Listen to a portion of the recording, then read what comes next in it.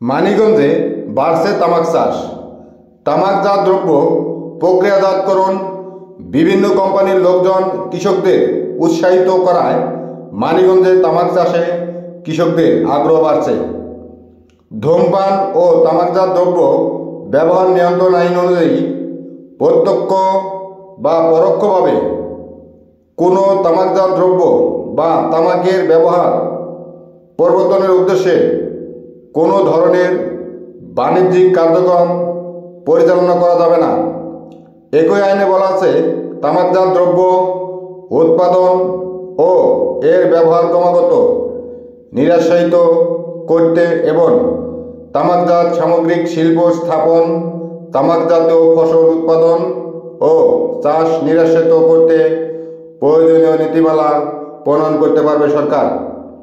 ডাক্তারি মতে তামাকজাত দ্রব্য সেবন বা ব্যবহারে হৃদরোগ, ফুসফুসের সমস্যা, এমনকি ক্যান্সারও হতে পারে। তামাক পাতার ঝাঁজ শিশুদের স্বাস্থ্য ঝুঁকি বাড়ায়, শ্বাস প্রশ্বাস ও ফুসফুসের সমস্যার আশঙ্কা থাকে। মানিকগঞ্জ কৃষি সম্প্রসারণ অধিদপ্তর সূত্রে জানা গেছে, সদর, সাটুরিয়া, ঘিওর ও দৌলতপুর উপজেলায় ব্যাপকভাবে তামাক চাষ শুরু হয়েছে। 2011 সালে এ জেলায় 1564 হেক্টর জমিতে তামাক আবাদ করা হয়। তামাক উৎপাদিত হয় 2893 মেট্রিক টন। একইভাবে 2012 সালে 1288 হেক্টর জমিতে 1920 মেট্রিক টন। 2013 সালে 2033 হেক্টর জমিতে 3090 মেট্রিক টন।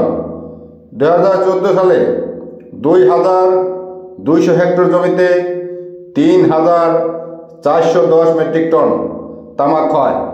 চলতি বছর 2554 হেক্টর জমিতে 4000 মেট্রিক টনের বেশি তামাক উৎপাদনের লক্ষ্যমাত্রা ধরা হয়েছে। সরেজমিনে দেখা গেছে, সাটুরিয়া উপজেলার তিল্লি, দরগাম ও বড়াইত ইউনিয়নের বেশিরভাগই গ্রাম, ঘিওর উপজেলার সিন্দিরি ইউনিয়ন এবং সদরের গড়পাড়া ও জাগির ইউনিয়নের অধিকাংশ গ্রামে তামাক চাষ করা হয়েছে। মোহাম্মদ জাহাঙ্গীর আলম, মানিকগঞ্জ।